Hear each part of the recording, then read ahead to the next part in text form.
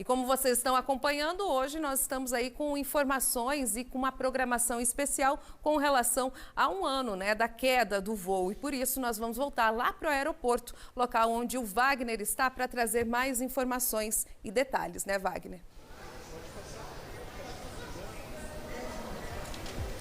É isso mesmo, Rafa. Eu estou exatamente no local de embarque e é daqui que os familiares têm as últimas imagens das vítimas, feitas pelaquela câmera de segurança e por um outro equipamento que fica do outro lado, lá em cima, na parede, bem próximo, justamente à área de embarque. Foi aqui que os parentes e os amigos se despediram pela última vez e ninguém sequer imaginava a tragédia que estava por vir. Na sequência, todos decolariam no voo 2283 de Cascavel com destino a Guarulhos. Mas a viagem parou em Vinhedo. Todos que estavam a bordo morreram, 58 passageiros e os 4 tripulantes. Desde o início, inclusive no momento em que aqui era fechado para os familiares que vinham aqui para tentar saber se os seus entes estavam entre as vítimas, havia uma esperança. Por quê? Muitos, a grande maioria, comprou passagem pela Latam e nem perceberam, porque o voo, através de uma parceria, seria feito pela Voipaz. Isso trouxe muita revolta e expectativa também no momento em que a lista de vítimas era divulgada, porque os entes queridos, os parentes, os amigos ainda tinham uma esperança, falando que não. O meu familiar, ele não voou pela Voipaz, e sim pela Latam. Quase um ano depois de uma das maiores tragédias da aviação brasileira, a maior do estado do Paraná, com 62 pessoas mortas, as famílias ainda aguardam resposta.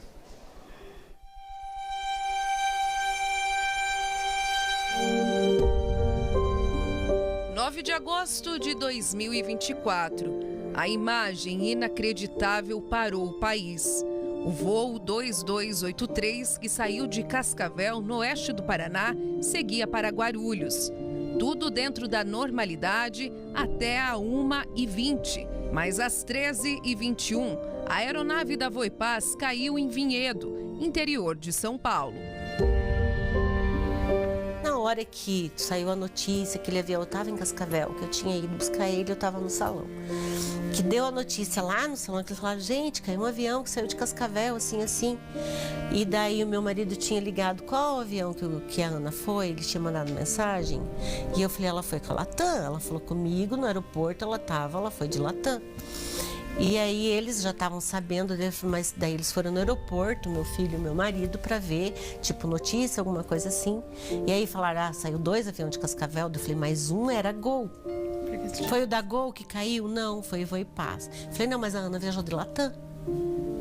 Então até esse momento, falei, a Ana foi com a Latam. Sabe, eu briguei por isso ainda.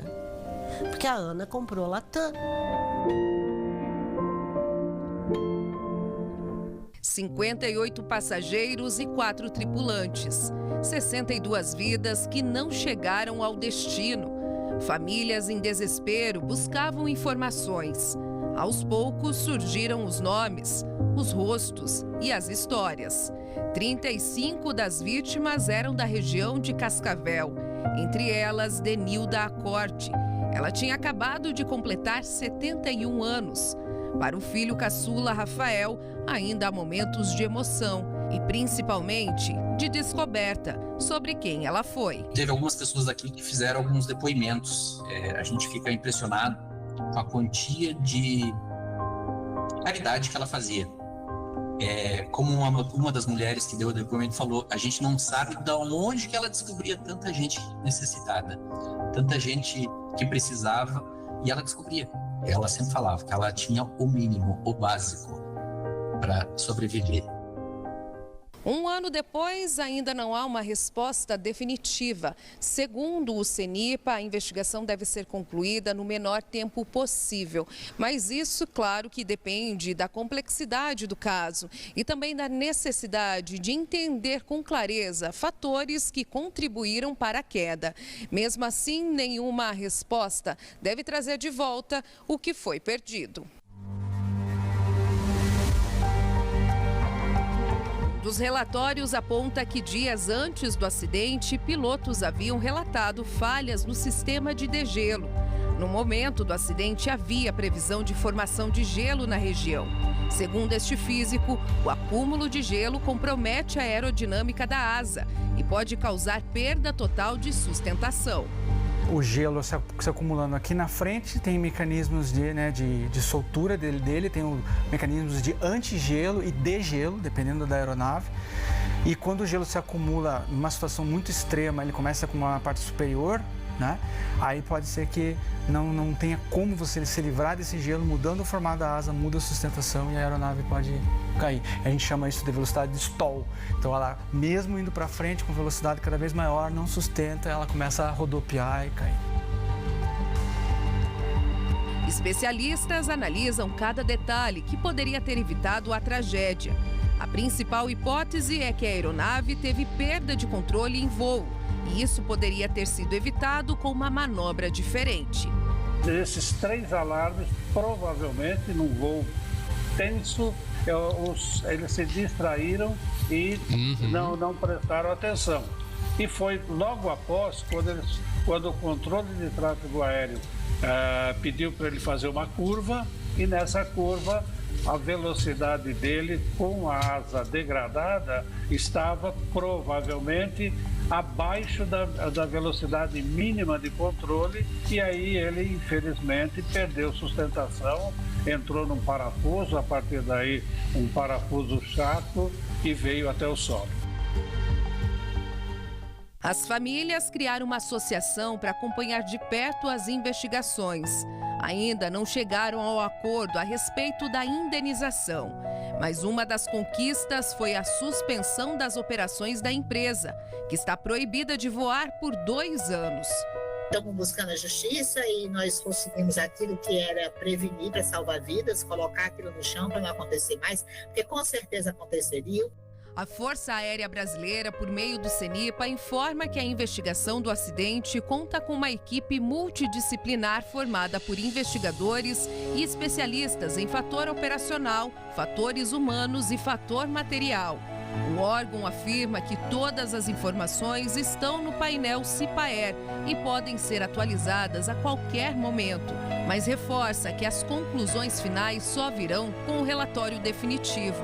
Já a Voipaz informou que tem atuado de forma transparente junto às autoridades e que o processo de indenização está em estágio avançado.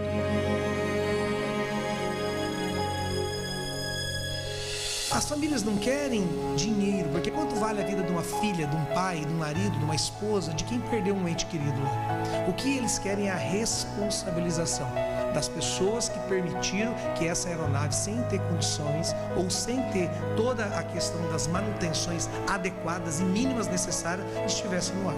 Quem é que permitiu isso? De quem é a culpa? De quem é o dolo? De quem é que colocou o interesse econômico acima do interesse da vida? Essas pessoas precisam ser responsabilizadas criminalmente para que isso nunca mais aconteça. Não se repita por isso. Não tem o que fazer, a gente está vivo, mas não tem. É quando a gente morreu, eu morri. Eu sempre falo que eu sinto saudade também de mim, também do que eu era, também do que representava, como eu era feliz com minha filha e me tiraram absolutamente tudo. Um ano depois, Cascavel ainda sente.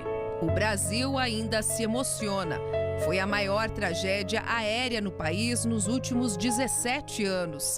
62 vidas que se foram e centenas de outras que nunca mais foram as mesmas.